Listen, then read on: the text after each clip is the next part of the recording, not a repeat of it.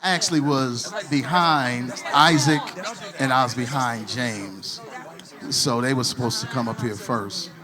So I want to, James, Isaac, y'all come up here. Y'all come up here. Come on, Isaac. Yeah. No, we don't do that. They was here before me. So We're family. so y'all ask them as many questions as y'all want to ask them. It's just that easy.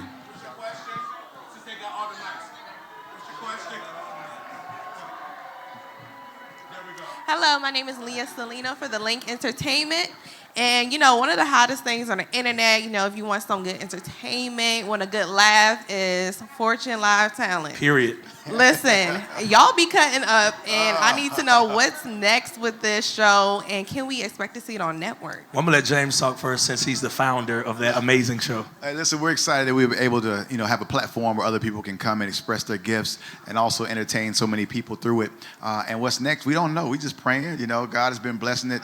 Right now, we just been on Instagram and YouTube and Facebook, and to see the response that has happened, even how it blew up during the pandemic, has just been incredible. So if they call, we'll talk to them.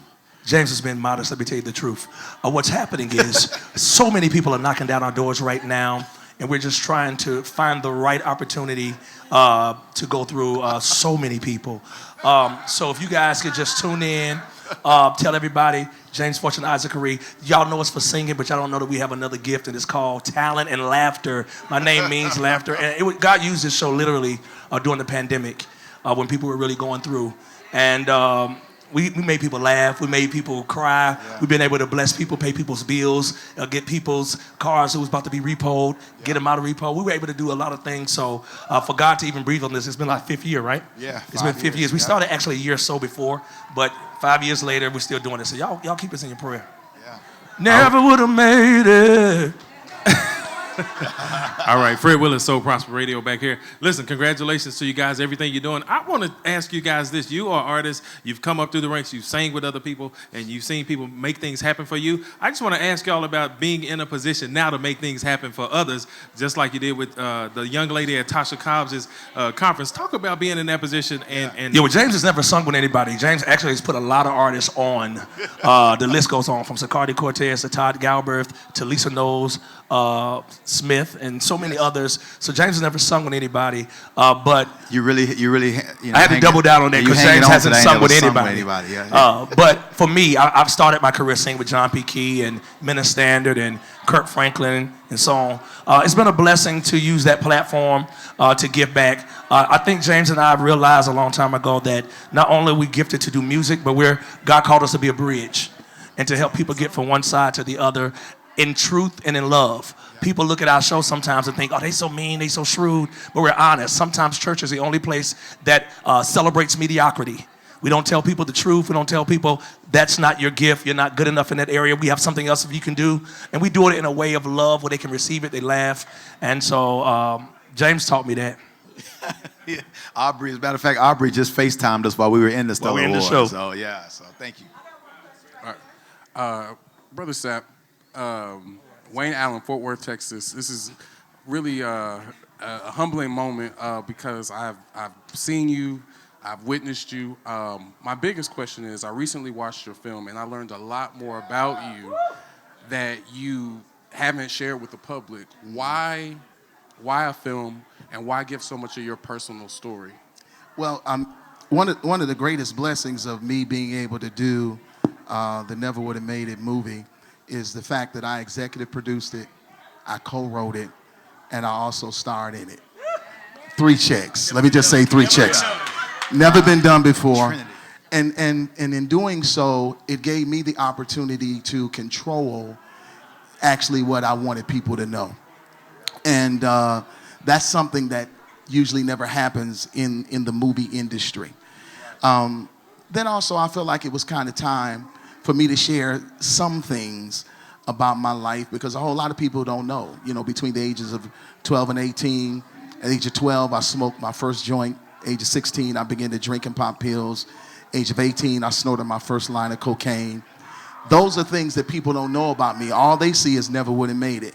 But they never see what took me or what I had to go through to get there.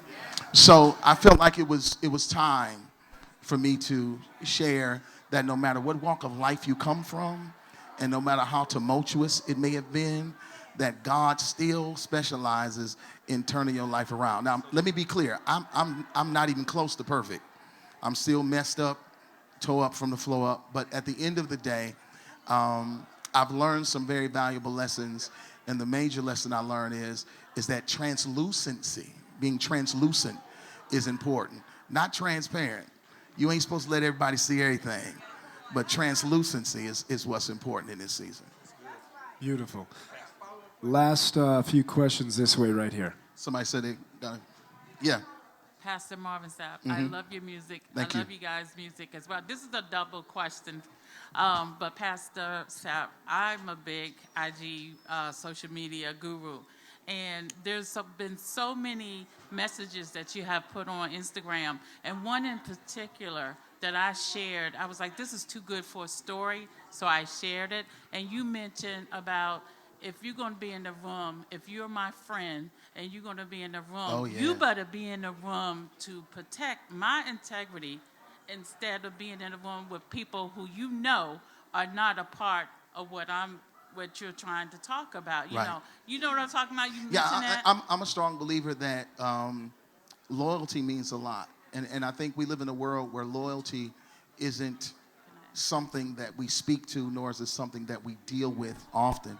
And I taught on being what a real friend is supposed to be. And a real friend is an individual that defends you in rooms that you're not in. That's what real friendship means.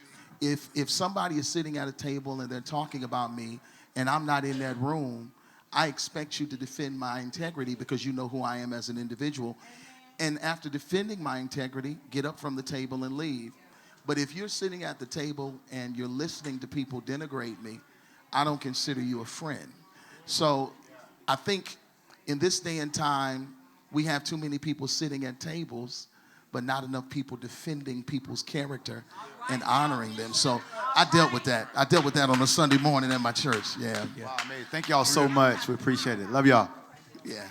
Oh, tomorrow? You want to know what I'm talking about tomorrow? I know you're going to Mountaintop. I'll be at Mountaintop tomorrow. I'm preaching from Psalms 23, verse number 5, where it says, He prepares a table before me in the presence of my enemy. I'm going to talk about toxic tables tomorrow. One more question. Marvin Sapp, question. Yeah. I follow you on social media as well. You have some of the best style in the gospel game. You got a bad Fendi sweater that I want, bro. Oh, my God. Who does is that personal or do you have a stylist? I do not have a stylist. I do not have a stylist. I've loved fashion forever and a day. I have a wonderful tailor that when I come up with concepts and ideas, I just share with him what I like, and he puts it together. He did this for me. And, yeah, man, so, you know, I've never had a stylist. I can't wrap my mind around paying somebody to pick out my clothes. I just can't do it. So I pick out my own clothes, and thank you. I do the best I can. So, I mean, the fact that you recognize it, I think that's really, really cool. Well, you do a fine job, Pastor. Oh, man, on a That's good all day, I'm on gonna a say. good day. Well, it's a great for day a big today. man. For a big man, I do the best I can. For a big man, I do the best I can. Pastor Marvin Sapp, thank you, everybody.